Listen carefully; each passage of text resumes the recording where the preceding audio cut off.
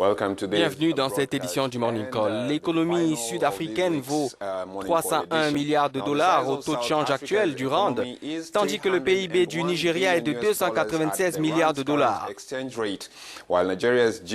D'après le FMI, l'Afrique du Sud a repris sa place de première économie d'Afrique après 2 années de règne du Nigeria. Le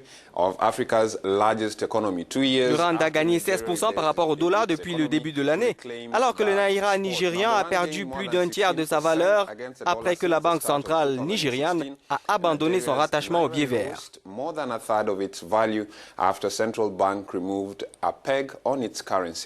Et puis, il faut le rappeler, Robert, en 2014, c'est un simple changement dans les méthodes de calcul du PIB qui avait permis au Nigeria de ravir à l'Afrique du Sud cette première place. Les pays effectuent un réajustement de leurs méthodes statistiques tous les 3 ans. Seulement, le Nigeria est resté 24 ans, de 1990 à 2014, sans jamais toucher aux siennes. C'est ce qui avait permis à ce pays d'Afrique de l'Ouest d'afficher un PIB de près de 500 milliards de dollars, alors qu'il tournait autour de 300 milliards auparavant. Serge Patrick Mankou. Le Nigeria n'aura tenu le rang que pendant moins de 2 ans. L'Afrique du Sud a repris sa couronne de première économie du continent africain. L'agence Bloomberg attribue ce regain de vitalité de l'économie sud-africaine à la bonne santé de sa monnaie, le rand, qui a gagné 16% par rapport au dollar depuis le début de l'année. Alors que le naira, la monnaie nigériane, a perdu un tiers de sa valeur après la décision prise par le Nigeria d'abandonner son rattachement au billet vert. La suprématie de la nation arc-en-ciel ne tient qu'à un fil. Sur 301 milliards de dollars, l'Afrique du Sud ne bat le Nigeria en effet que de 5 milliards. Mais les économies de 2 pays peinent à retrouver leur dynamisme ces derniers temps. Maïs Mouissi est économiste à Montréal, au Canada. Alors, Monsieur Mouissi, ce classement veut-il dire que l'économie sud-africaine se porte mieux? L'économie sud-africaine ne se porte pas forcément mieux, tout comme d'ailleurs l'économie nigériane ne se porte pas nécessairement mieux. Ce qui s'est passé, c'est qu'il y a quelques mois maintenant, le gouvernement nigérien, au travers de sa banque centrale, a dévalué la monnaie nigériane qui s'appelle le naira. En dévaluant la monnaie, le produit intérieur brut de Nigeria par rapport qui est calculé en dollars a légèrement régressé. En réalité, il a perdu quelques milliards de dollars. Du point de vue du taux de change, et ça s'est traduit au niveau africain par un PIB qui est passé légèrement en dessous de celui de l'Afrique du Sud. Mais si on regarde la situation économique des 2 pays à l'instant T, on se rend compte que ni l'Afrique du Sud ni le Nigeria ne sont en phase de croissance. Le Nigeria est frappé par la baisse du cours du pétrole, l'économie est durablement affectée.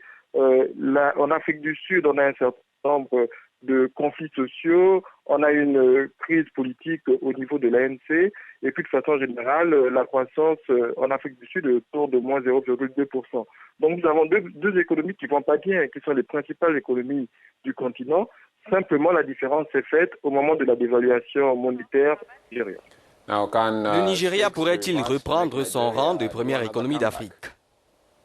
Le visage que présentent les autorités nigérianes tente à démontrer qu'elles sont engagées sur plusieurs fronts.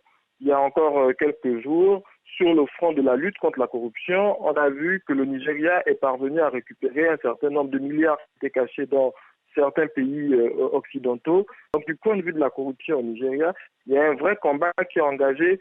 Donc cette lutte contre la corruption peut avoir un impact réellement significatif au niveau de l'économie du Nigeria.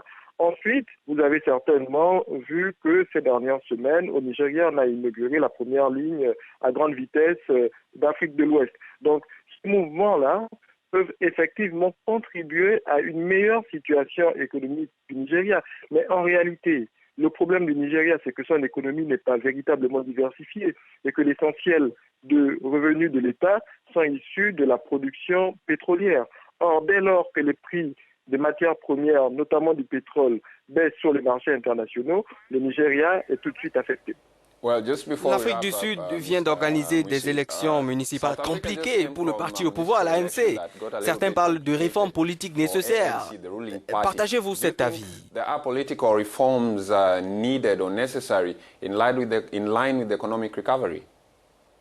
Une percée du DIE qui, effectivement, a gagné un certain nombre de suffrages dans certaines grandes villes, mais majoritairement dans le pays, l'ANC reste le parti principal d'Afrique du Sud. Et je ne pense pas que dans l'élection majeure, celle du président de la République, il y ait un doute sur le fait que l'ANC va rempiler.